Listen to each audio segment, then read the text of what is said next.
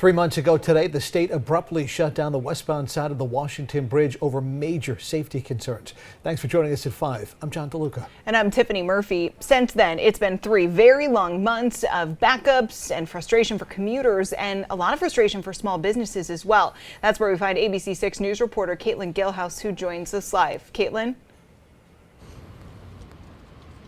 Well, Tiffany and John, good evening. That's right, 3 whole months since the closure of the Washington Bridge. And for businesses in East Providence, they're really struggling the most. And for one business I sat down and talked with today, they tell me business is down anywhere between 40 and 60%.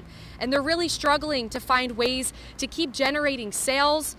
And now for the bridge, the future of it just remains uncertain.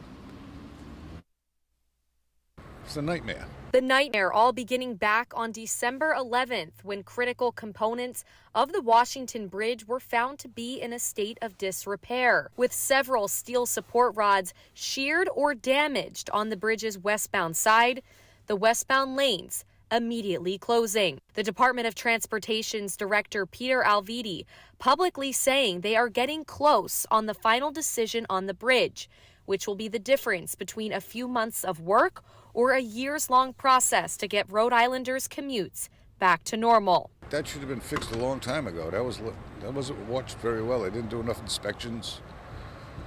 At this point, they're better off just knocking it down and put a new bridge up. It's been a rough 3 months for many businesses, especially for those in East Providence.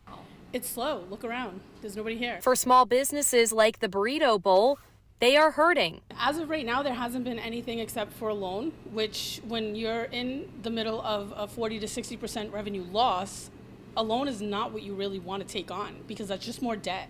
You know, we're still paying off COVID loans. You know what I mean? Like, things have not been easy for businesses, especially small businesses. These businesses do not feel like state leadership is on their side. Leadership hasn't stepped up, in my opinion, because a loan is not going to cut it for us. People are going to be closing their doors. Right now, all we can do is support each other, be there for each other. I feel like all of us small businesses need to really band together. You know, no one's coming for us. We need to be there for each other. We got to bail ourselves out.